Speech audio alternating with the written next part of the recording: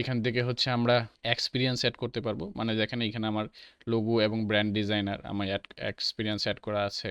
আমরা আমরা এখানে গ্রাফিক ডিজাইনার, আমি ফাইবারে কাজ করি, সেটা আমার এখানে দেওয়া আছে।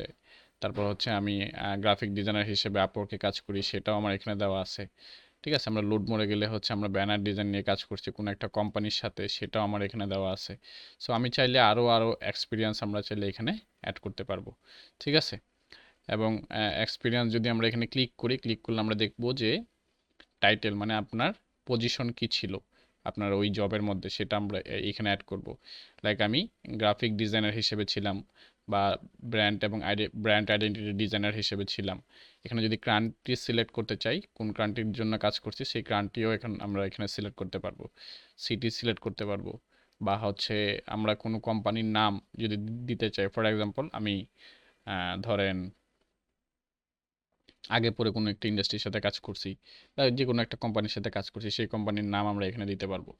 সো এটা যাদের এখন তো আমাদের নাই, মনে করেন যে আপনাদের কোনো এক্সপিরিয়েন্স নাই, আপনারা কি করবেন, আপনারা এখানে দিয়ে দেবেন কোম্পানি মানে ফাইবার কোম্পানি। ঠিক আছে, কোম্পানি মানে হচ্ছে আপওয়ার্ক। সো এখানে আপওয়ার্ক দিয়ে দিবেন অথবা ফাইবার দিয়ে দিবেন, এবং এখানে দিবেন গ্রাফিক ডিজাইনার, এবং এখান থেকে হচ্ছে আপনি কান্ট্রি মানে ইউনাইটেড স্টেট বা ইউকে, এরকম একটা কান্ট্রি এখানে দিয়ে দিলেন। তারপর হচ্ছে এখান থেকে মান্থ, আপনি কবে থেকে শুরু করছেন, ধরেন আপনি আরও 2 মাস আগে থেকে শুরু করছেন, বা আরও 6 মাস আগে থেকে শুরু করছেন, এরকমভাবে একটা মান্থ আপনি এখানে দিয়ে দিবেন। সিলেক্ট ইয়ার, ধরেন আপনি এখন 25 সাল চলতেছে, আপনি যদি 6 মাস আগে দেন তাহলে তো হচ্ছে 25 সালে দিতে হবে। না সরি, হ্যাঁ 24 সাল দিতে হবে, 24 সাল দিয়ে দিবেন, এবং এখান থেকে ধরেন আমরা যে কোনো একটা মাস দিয়ে দিব, ফর এক্সাম্পল 2024 সাল। আমরা 24 সালের অক্টোবর মাস থেকে বা হচ্ছে সেপ্টেম্বর মাস থেকে আমরা শুরু করছি। ঠিক আছে, ওই মার্কেট প্লেসে কাজ বা ওই মার্কেট প্লেসে আমার কাজের এক্সপিরিয়েন্স আছে, স্টার্ট ডেট। এবং আপনি যদি এখনও কাজ করেন, মানে স্টিল এখনও কাজ করতেছেন কন্টিনিউ, তাহলে এটা চেক করে দিবেন, এটা চেক করাই ভালো। তার মানে হচ্ছে আপনি এখনও ওই কোম্পানির সাথে কাজ করতেছেন। এবং এইখানে হচ্ছে আপনি ওয়ার্ক ডিসক্রিপশন, আপনার কাজের কি ধরন ছিল, ঠিক আছে, আপনি কীরকম কাজ করছেন।